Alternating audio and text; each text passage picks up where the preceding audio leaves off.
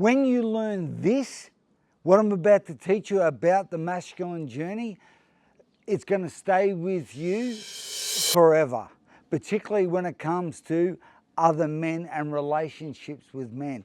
I'm going to be teaching you something out of this rite of passage for the modern man, okay? This is something that I did for a very long time, put over 1,200 men through this 10-week program, and there was a particular thing that I taught in about week 3 that's going to blow you away, okay? and it's going to work forever, and because it always has worked when it comes to a rite of passage and developing other men's masculine journey. So what it is, what I'm going to teach you today, I'm hoping you're going to pick up, that you're going to catch, is about naming, because every man longs for a name. See, but the problem is, particularly in Western culture, we end up with nicknames that are sarcastic. Because when you name somebody, when you name something, you actually give it an identity. So by saying something sarcastically is actually, there's a negative blanket thrown over a particular man, So particularly, there's all sorts of things that, as I'm thinking, that are sarcastic, I've heard men end up with names. So particularly if you're a father, or maybe you've just got influence over other men, okay? Maybe you're a little bit older, you might be 5, 10, 20 years older. This is something, once you learn this, you're going to change a man's life. You're going to change, my plan is that you would change many men's lives and your own, okay? So as I said, there was a stage that when men would go through in our 10-week boxing program, that once they got some cornermen, some men helping them, cornermen will be able to point out qualities to a man, those strengths in a man's character. So there was always that spot you could see something in them, particularly when they were going through a test and you would point out a strength in their character. Then all of a sudden, you could see there was courage in certain areas, or there was a grunt, a tenacity in certain areas, particularly when they're getting hit, okay? Everything's going good until you get hit sometimes. So cornermen would see that.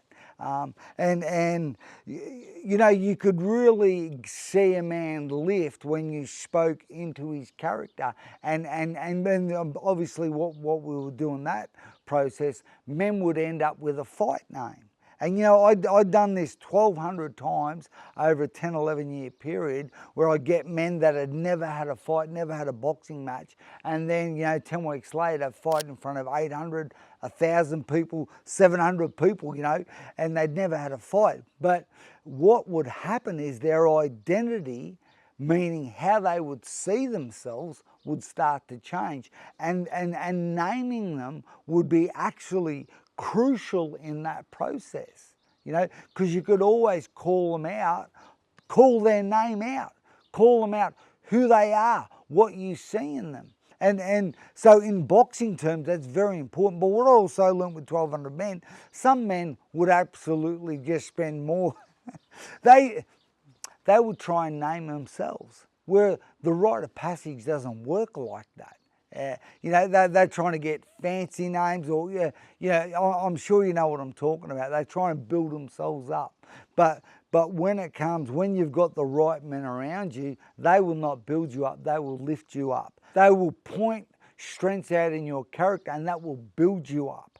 Okay, rather than men trying to do it themselves. And we see that in this modern day and age. Men will spend, I know some men will spend more time on their Facebook profile than their actual character, okay? They'll be a slave to paying certain material possessions off to try and elevate themselves, opposed to developing their strengths, okay?